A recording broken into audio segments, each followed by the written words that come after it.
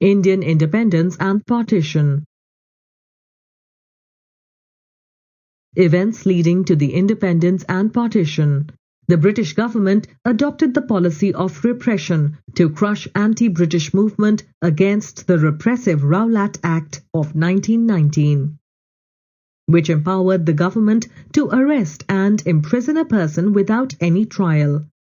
Hartals were held in some places which led to violence. 2 popular nationalist leaders had been arrested in Punjab. To protest against the arrest of their leaders, a public meeting was held on 13th April 1919. General Dyer, the military commander of Amritsar, had banned all public meetings. Jallianwala Bagh tragedy. General Dyer surrounded the Bagh with his troops, blocked the only exit, and ordered the troops to open fire on the unarmed and peaceful gathering in the Bagh. The shooting continued till there was no ammunition left. Nearly 400 people were killed and over 1,000 were injured. Many jumped into the well in the Bagh to escape the bullets as there was no way out. Martial law was proclaimed in Punjab. During this period, people were humiliated and tortured. The inhuman treatment of the Indians shocked the entire nation. The Non-Cooperation Movement, 1920. After the Jallianwala Bagh massacre, Gandhiji lost all faith in the goodness of the British government and declared that it would be a sin to cooperate with the government. The Non-Cooperation Movement was launched by Gandhiji in 1920. The ultimate goal was to attain Swaraj by peaceful and legitimate means.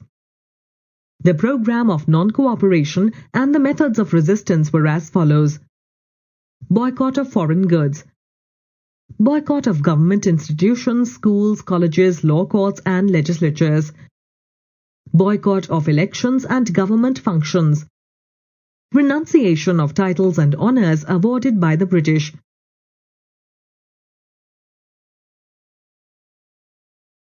Constructive programs like Swadeshi and Hindu-Muslim unity also became a part of the movement.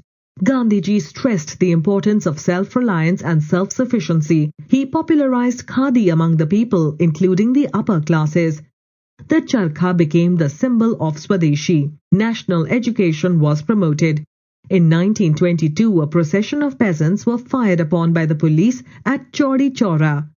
People reacted violently and burnt down the police station. Gandhiji called off the movement. Lahore Session of the Congress, 1929. In December 1929, the Congress met in Lahore under the leadership of Jawaharlal Nehru.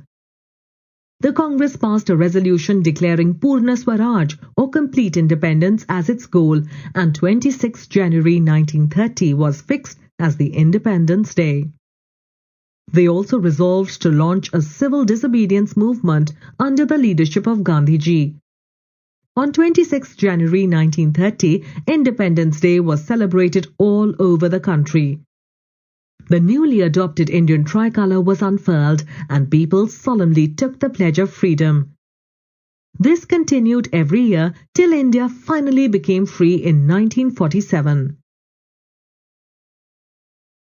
The Civil Disobedience Movement, 1930-34. The civil disobedience movement launched in 1930 was a form of non-cooperation. Its objective was to defy the government and pressurize it to give in to their demands.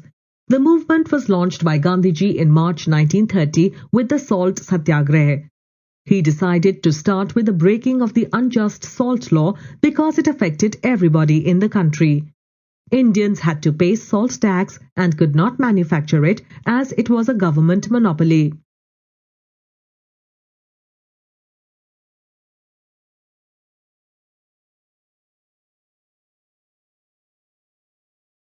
The Salt Satyagraha started with a Dandi march. Gandhiji set out from Sabarmati Ashram with 78 followers on a 385-kilometer journey to the coastal village of Dandi. Thousands joined him on the way. On reaching Dandi, he picked up some salt from the beach. This act symbolized the defiance of the salt law. The civil disobedience movement spread rapidly. It included violation of laws, refusal to pay taxes, boycott of foreign goods, hartals, demonstrations, and picketing of shops selling foreign goods. Women participated in large numbers in the movement. Sarojini Naidu was one of the leaders of the movement. The government repressed the movement with force and brutality. Gandhiji, Nehru, and all the other important leaders were arrested.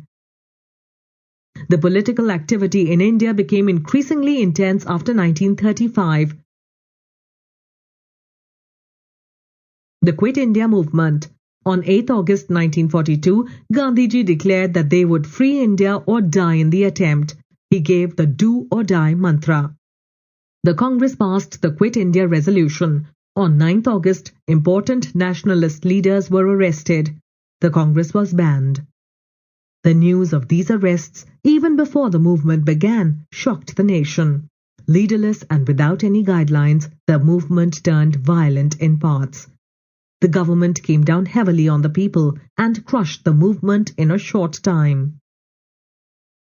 The upsurge of 1942 was the last great mass challenge to British authority. It demonstrated how much the masses were willing to suffer to gain freedom. It was clear that the days of the British government in India were numbered. Nationalist activity, however, surfaced outside India's borders under the leadership of Subhash Chandra Bose, who believed that the British would have to be driven out by the use of armed force. The Indian National Army.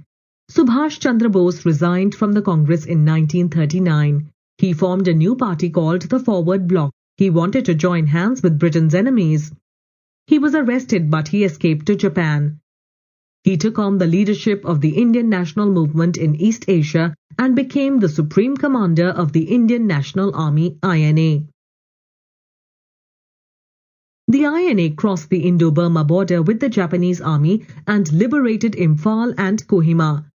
However, Japan was defeated in World War II, and it is generally believed that Subhash Chandra Bose was killed in a plane crash on the way to Tokyo, but is still celebrated in India for his heroism. In February 1947, the British government declared that power would be transferred to the Indians by June 1948.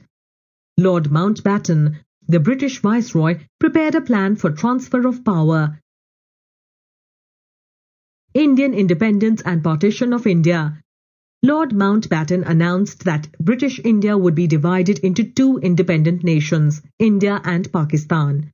The Northwest Frontier Province, Sindh, Baluchistan, West Punjab and East Bengal separated from the rest of India to form a new country called Pakistan.